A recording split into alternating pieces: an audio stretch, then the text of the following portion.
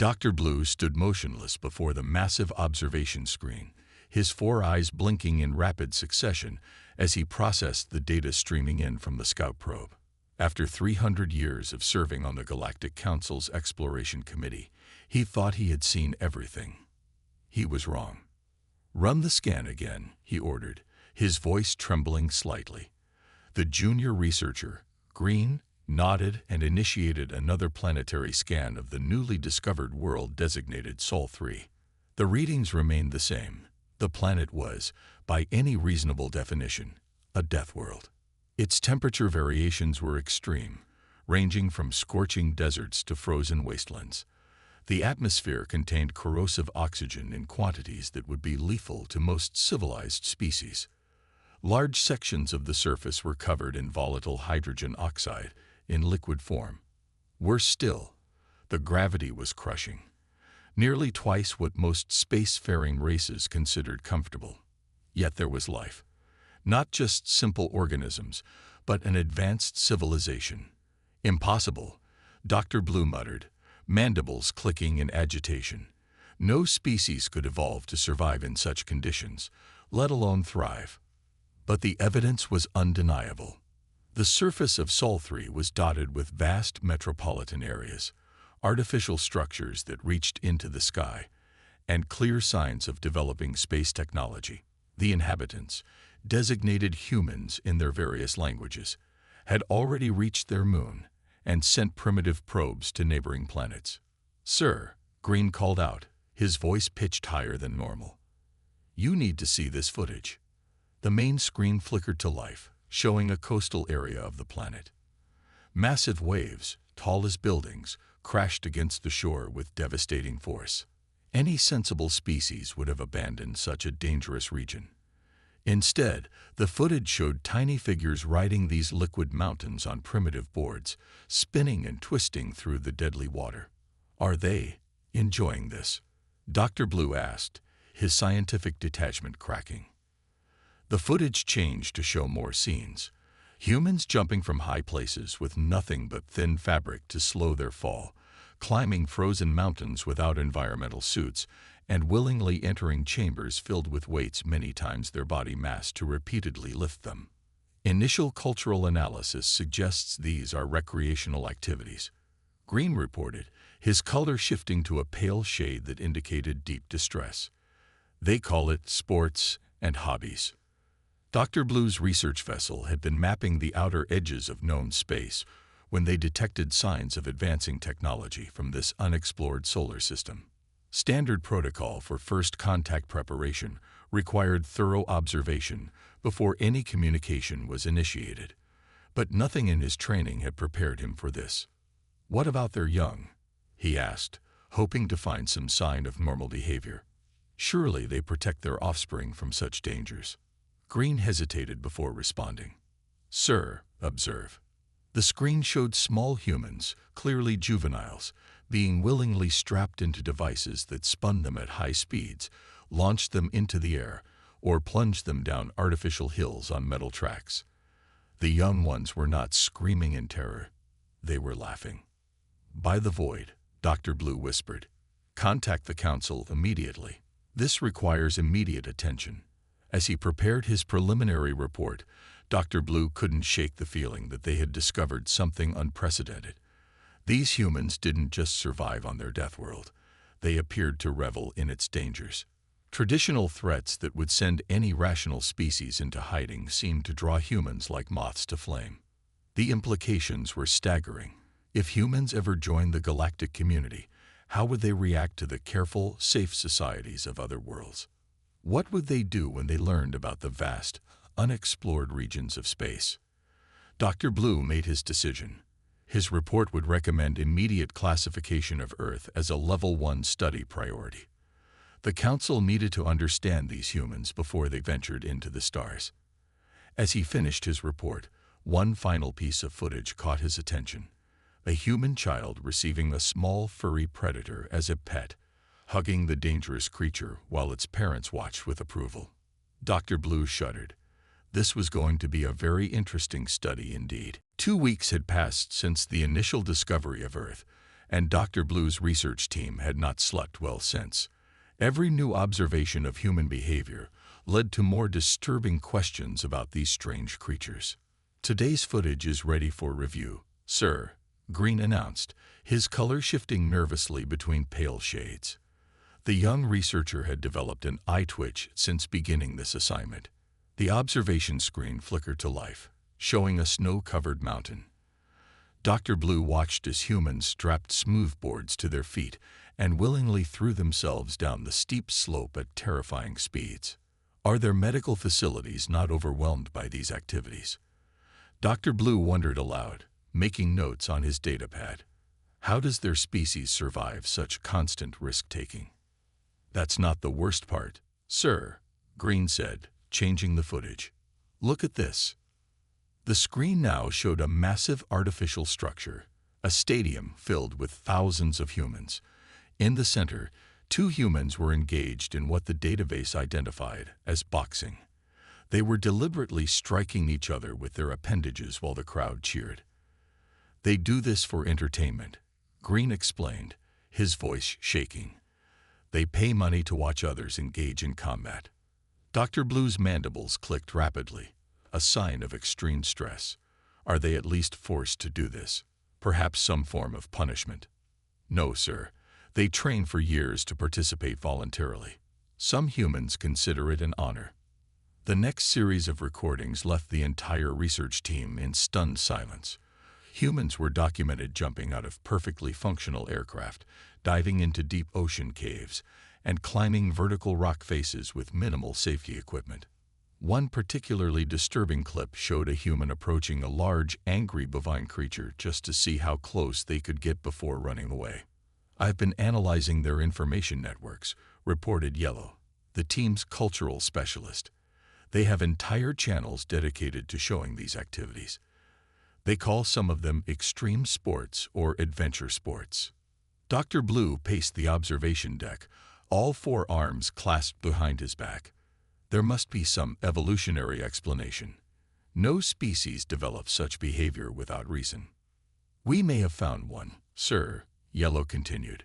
"Their bodies produce chemical rewards for these activities, substances called adrenaline and dopamine.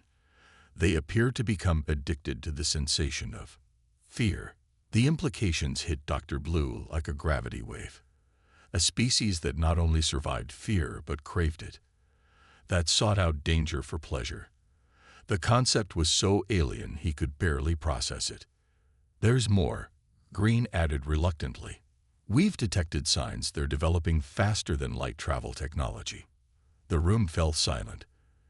The idea of these danger-seeking creatures reaching the stars sent shivers through everyone present. "Show me their space program footage," Dr. Blue ordered.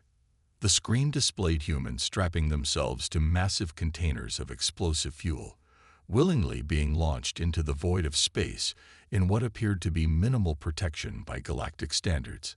Their early space vessels looked barely more than primitive capsules, yet they climbed inside with excitement rather than terror. Their success rate for early space missions was below 70%, Yellow reported. Yet they had no shortage of volunteers. Dr. Blue watched as the footage showed humans celebrating each launch, treating their astronauts like heroes. They didn't see the dangers of space as problems to overcome. They saw them as challenges to embrace. "Update the report to the Council," Dr. Blue ordered. "Mark it as urgent. They need to understand what we're dealing with here." As the team compiled their findings, one last piece of footage played on the screen. A human child learning to ride a bicycle, falling repeatedly, getting hurt, but getting back up with a smile each time. To Dr. Blue's horror, the parent was encouraging this behavior. "They start training them young," Green whispered, "teaching them not to fear pain or failure." Dr. Blue nodded grimly. The galaxy wasn't ready for humans. Not by a long shot. The grand chamber of the Galactic Council fell into complete silence as Dr. Blue finished loading his presentation data. The 100 members of the Council, representing the most advanced species in known space, stared at the massive display screens with a mixture of disbelief and horror. "Honorable Council members," Dr. Blue began, His voice steadied, despite his nervousness. "What you are about to see may disturb you. I recommend those with sensitive dispositions activate their stress shields now." The first image appeared, a human bungee jumping from a bridge. Several council members immediately turned pale, their natural colors fading in shock. One representative from the peaceful meadow worlds actually fainted. "This," Dr. Blue continued, "is what humans call fun." A series of gasps filled the chamber as more footage played. Humans racing vehicles at dangerous speeds, swimming with large ocean predators, and walking on thin ropes stretched between mountains. Each new image caused more distress among the council members. "Surely this is some form of punishment?" asked the representative from the Silicon Collective, their crystalline form vibrating with anxiety. "Or perhaps a method of military training?" "No, respected council member," Dr. Blue replied. "These are recreational activities. Humans pay money to participate in them. They save up their currency and travel great distances seeking these thrills." The head of the council, Elder White, leaned forward on his floating platform. "Dr. Blue, are you suggesting these creatures deliberately seek out dangerous situations for entertainment?" "It gets worse," Dr. Blue said, changing the display. "This is what they feed their young." The screen showed a human child eating something covered in red sauce. Data readings indicated dangerous levels of capsaicin, a chemical that caused pain responses. "They call it spicy food," Dr. Blue explained. "They have engineered their plants and created chemicals specifically to cause discomfort while eating, and they consider this pleasurable." The council chamber erupted in confused chatter. The concept of deliberately making food painful to eat was beyond comprehension for most species. "There's more," Dr. Blue continued, his mandibles clicking nervously. "They create artificial experiences of fear and danger for entertainment." The screen showed humans riding roller coasters, watching horror movies, and playing virtual reality games that simulated dangerous situations. Several council members had to look away. "Our research indicates that humans actually become bored without regular exposure to excitement or risk," Dr. Blue reported. "Their bodies produce reward chemicals when they experience fear and survive. They are, in essence, addicted to their own fear responses." Elder White raised all 6 appendages for silence as the council chamber descended into chaos. "Dr. Blue, what are your recommendations regarding these humans?" Dr. Blue straightened his posture. "The situation is complex, Elder. Humans are advancing rapidly. They've already reached their moon and sent probes beyond their solar system. Within a generation, they will achieve faster than light travel. By the void," someone whispered, "they'll spread." "Exactly," Dr. Blue confirmed. "And based on their entertainment choices, what do you think they'll do when they discover the haunted nebula? Or the screaming void? The very things we avoid are likely to attract them." The council members looked at each other in growing alarm. The haunted nebula had been quarantined for millennia due to its dangerous anomalies. The thought of humans treating it as a tourist destination was terrifying. "We can't stop their development," Dr. Blue concluded, "but we need to prepare. Humans don't just survive adversity. They actively seek it out.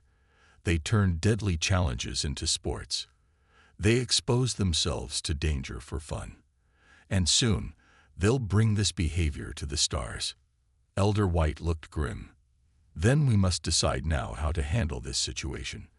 The galaxy has never encountered a species quite like this." As if to emphasize his point, the final screen showed humans participating in something called ghost hunting, deliberately entering supposedly haunted locations in the dark, hoping to encounter supernatural entities.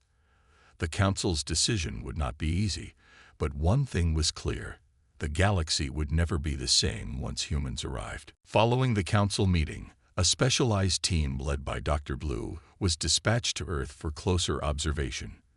Their ship, disguised using advanced cloaking technology, hovered above a city they had selected for detailed study. "Are the stealth suits ready?" Dr. Blue asked, checking the equipment one final time. The suits would make them invisible to human eyes while allowing close-range observation. "Yes, sir," replied Red, their new field specialist. "Though I still think this is unnecessarily dangerous." "Welcome to studying humans," Green muttered. "Everything is unnecessarily dangerous." The team materialized on a street corner, invisible to the passing humans. Their first destination was something called a gym, a facility that their preliminary research suggested was dedicated to voluntary physical strain. Inside, they froze in horror. Dozens of humans were deliberately lifting heavy weights, running on moving platforms until exhaustion, and punching hanging bags. Some were even fighting each other on padded mats. "They pay to do this," Red noted, checking his datapad. "They come here after their work hours to torture themselves." Dr. Blue watched as a human lifted a weight nearly twice their body mass. "Look at their facial expressions. They're enjoying this." Moving through the city, they discovered more disturbing behaviors. They found a place called a restaurant, where humans were eating things that made their eyes water and faces turn red. "The substance they're consuming is rated at 2 million Scoville units," Yellow reported, scanning their food. "That's hot enough to burn through our protective suits, yet they're smiling." The team moved on to a large building that turned out to be an entertainment center. Inside, humans were strapped into machines that spun them around, dropped them from heights, and subjected them to various G-forces, all while laughing. "I don't understand," Red said, his color shifting to a distressed pale shade. "Why would they build machines specifically to frighten themselves?" "Look over there," Green pointed to another section of the entertainment center. Humans were putting on virtual reality headsets and screaming in delight as they experienced simulated dangers. "They're not content with real dangers," Dr. Blue observed. "They create artificial ones for extra excitement." The investigation led them to a park where humans were teaching their young various risky activities. Children were climbing tall structures, swinging at dangerous heights, and racing wheeled devices at high speeds. "The parents are encouraging this," Red noted with disbelief. "They're actually cheering when their offspring take risks."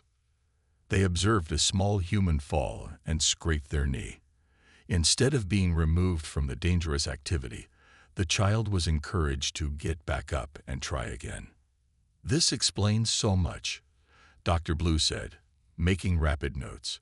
"They're conditioned from an early age to associate risk with reward." The team's final stop was a movie theater. They sat invisible among the humans, watching in amazement as the crowd paid to see a horror film, a form of entertainment specifically designed to trigger fear responses. "They're deliberately scaring themselves," Yellow whispered. "And look, their brain scans show elevated pleasure responses during the frightening scenes." Dr. Blue had seen enough. Back on their ship, the team compiled their findings. "It's worse than we thought," he announced to his team. "Humans don't just tolerate danger. They've built their entire culture around seeking it. Their entertainment, their exercise, their hobbies, even their food. Everything is designed to push limits and create excitement." "What happens when they reach space?" Red asked, voicing everyone's concern. "They already have primitive space stations," Dr. Blue replied. "And look at this. They're planning missions to Mars, one of the most inhospitable planets in their system. They call it an adventure." The team looked at each other with growing concern. The humans weren't just surviving on their death world. They were actively making it more challenging for themselves. And soon, they would bring this bizarre appetite for danger to the stars. "Update the council immediately," Dr. Blue ordered. "They need to know that humans don't just face danger when necessary. They create it when they're bored." The implications were clear. The galaxy was not ready for humanity's unique form of madness. The research facility aboard the observation ship hummed with activity as Dr. Blue and his team analyzed their latest findings. After 3 months of studying humans, they had finally discovered something that shook the foundations of galactic science. "Run the brain scan analysis again," Dr. Blue ordered, staring at the holographic display. "I want to be absolutely certain." Green manipulated the controls, and new data streamed across the screen. The results remained the same. Human brains were unique in the galaxy. It's not just their behavior that's different, Yellow explained, pointing to the complex neural pathways highlighted in the scan. Their entire nervous system is wired for thrill-seeking. Look at these dopamine responses. The screen showed comparison scans between humans and other species. When faced with danger, most intelligent species showed fear responses and stress hormones. Humans, however, showed something entirely different. They get high on their own fear, Red said in disbelief. The same chemicals that should make them run away actually make them want more. Dr. Blue studied the data carefully. Show me a historical analysis. The display changed to show human development over thousands of years. While other species evolved to avoid danger, humans had evolved to embrace it. Their ancestors hadn't just survived their death world. They had thrived on its challenges. Look at this pattern, Dr. Blue pointed out. Every time they overcome a danger, instead of avoiding similar risks in the future, they actively seek bigger challenges. The screen showed a progression, humans learning to control fire, then deliberately making it hotter. Learning to cross oceans, then choosing to dive deeper. Reaching their planet's highest peaks, then looking to the stars. There's more, Green added, bringing up new data. Their fiction, their entertainment. It's full of space monsters and cosmic horrors. Most species imagine space as peaceful, but humans, they're already imagining new dangers to conquer, Dr. Blue finished. And they're excited about it. Yellow brought up another display showing human space program data. Their astronauts' brain scans are fascinating. When they face the possibility of death in space, their pleasure centers light up like a supernova. The implications were staggering. Every alien civilization had entered space travel cautiously, taking careful steps to ensure safety. Humans were charging forward, treating deadly risks as exciting challenges. Show me their plans for Mars colonization, Dr. Blue requested. The screen displayed human proposals for living on the Red Planet, while any other species would see it as a hostile, dangerous environment. Humans described it as an adventure and a next frontier. They're not just adapting to dangers, Dr. Blue realized. They're actively seeking new ones. When their environment isn't challenging enough, they create artificial challenges. Red brought up data from human entertainment networks. Their most popular activities all involve controlled danger. Racing, climbing, diving. Even their relaxation often includes an element of risk. And look at their children's education, Yellow added. They don't just teach them to avoid dangers. They teach them to assess risks and then choose to take them anyway. Dr. Blue's mandibles clicked rapidly as he processed this revelation. We've been looking at this all wrong. We thought they were crazy, but there's something else entirely. They're the only known species that gets stronger through facing fears. The teen watched footage of humans celebrating after completing dangerous challenges. Their joy wasn't just about surviving. It was about conquering their fears and seeking new ones. We need to update the council immediately, Dr. Blue declared. This isn't just about humans being dangerous. There's something unprecedented in galactic history, a species that evolved to crave the very things that should frighten them. As if to emphasize his point, the screen showed a human advertisement for space tourism. They were already planning to make space travel a recreational activity. The galaxy isn't ready for this, Green whispered. Dr. Blue nodded grimly. No, it isn't, because humans won't just explore space. They'll turn the most dangerous parts of it into their playground. The revelation was clear. Humanity's greatest weapon wasn't their technology or their strength. It was their bizarre love affair with danger itself. The news spread through the galaxy like a shockwave. As Dr. Blue's reports became public, various alien species began reacting to the revelation about humans. The crisis had begun. The crystalline worlds were the first to respond. Their entire civilization, based on careful planning and risk avoidance, began withdrawing their outposts from sectors anywhere near Earth's spiral arm. Another 3 species have requested emergency council meetings, Green reported, updating the holographic display in Dr. Blue's office. The screen showed dozens of diplomatic vessels arriving at the Council's space station. How many have withdrawn from border regions now? Dr. Blue asked, his color darkening with concern. 17 species so far, Yellow replied, checking the data. The gentle clouds of the Orion sector have even started building a warning beacon system to mark human expansion zones. The situation was developing faster than anyone had predicted. The latest human space broadcasts showed them testing primitive faster-than-light drive systems. They had already identified several dangerous space anomalies they wanted to explore. "Look at this," Red called out, bringing up a new screen. It showed human scientists discussing something that made everyone in the room freeze. They were talking about investigating the Screaming Void, a region of space so dangerous that even automated probes avoided it. "They're calling it a fascinating mystery to solve," Red said, his voice trembling. "They're actually excited about it." Dr. Blue watched as more reports came in. The peaceful aquatic species of the Bubble Nebula were moving their entire civilization deeper into their territory, away from potential human contact. The silicon-based life forms of the Crystal Ring were building early warning systems. "Show me the latest human space development footage," Dr. Blue ordered. The screen displayed humans celebrating a successful test of their new propulsion system. Instead of being cautious about the risks of faster-than-light travel, they were eagerly planning longer journeys into unknown space. Their entertainment networks are already producing shows about potential space dangers, Yellow reported, bringing up human media broadcasts. They're not just expecting to find dangerous things in space, they're hoping for it. The images showed humans creating dramatic reconstructions of possible first contact scenarios, space anomalies, and cosmic horrors. While other species would see these as warnings, humans were treating them as exciting previews of coming adventures. "Another problem," Green interrupted. "The Harmony Collective is requesting emergency protocols. They've detected human transmissions discussing exploration of the Burning Gates." Dr. Blue's color paled. The Burning Gates were spatial anomalies so dangerous that ancient civilizations had placed warning beacons around them. Humans were treating them like tourist destinations.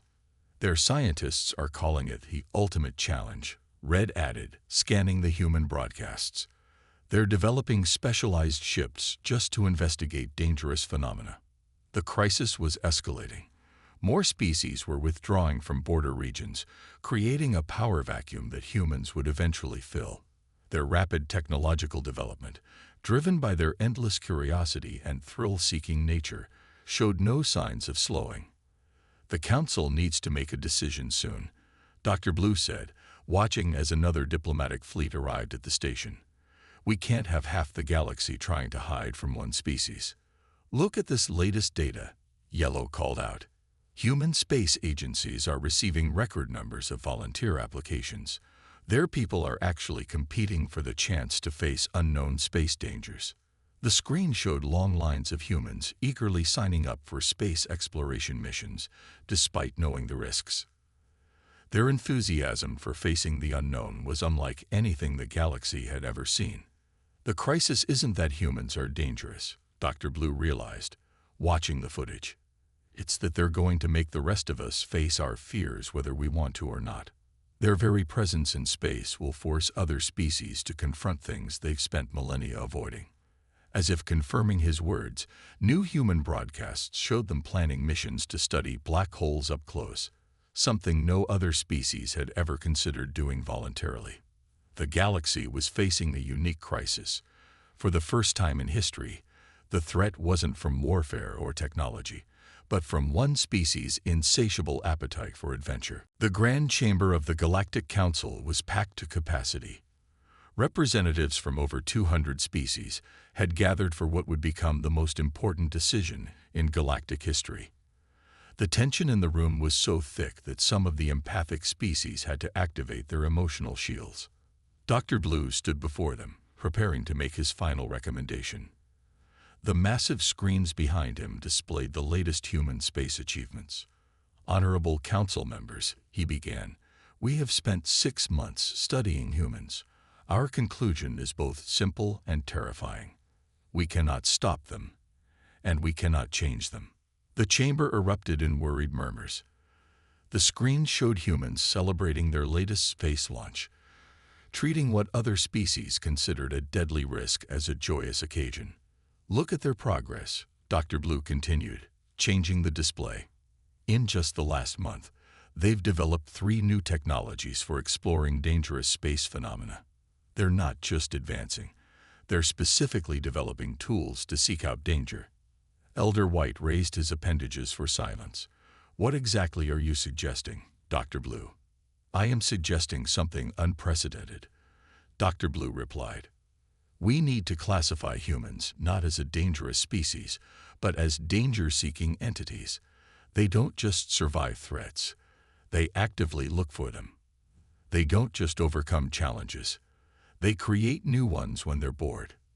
The screen showed humans planning missions to explore the galaxy's most notorious danger zones: the Screaming Void, the Burning Gates, and even the dreaded Dark Nebula. "We have 2 choices," Dr. Blue explained. "We can try to stop them, which would likely only make space exploration more exciting to them. Or we can do something radical. We can give them what they want." The council chamber fell silent as Dr. Blue revealed his plan.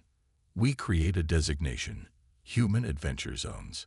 We mark the most dangerous, most terrifying parts of space, the places we've been avoiding for millennia.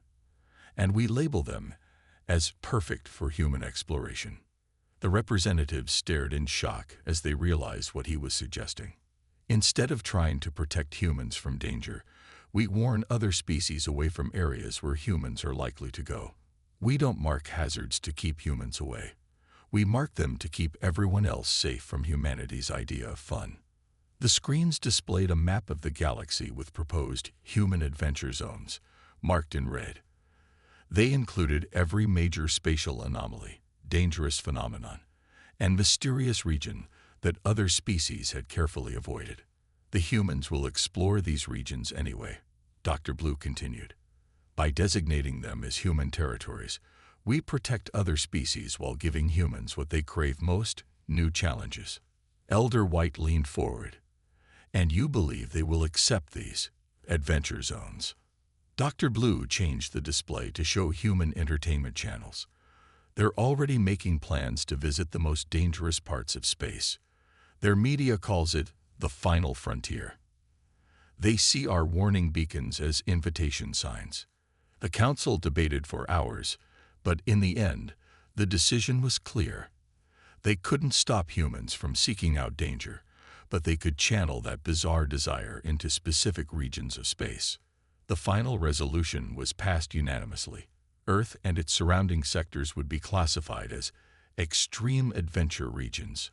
Warning beacons would be reprogrammed to include the message: "Caution, human activity area, extreme sports and adventure zone." As Dr. Blue left the chamber, he watched the first human deep space probe on the monitor.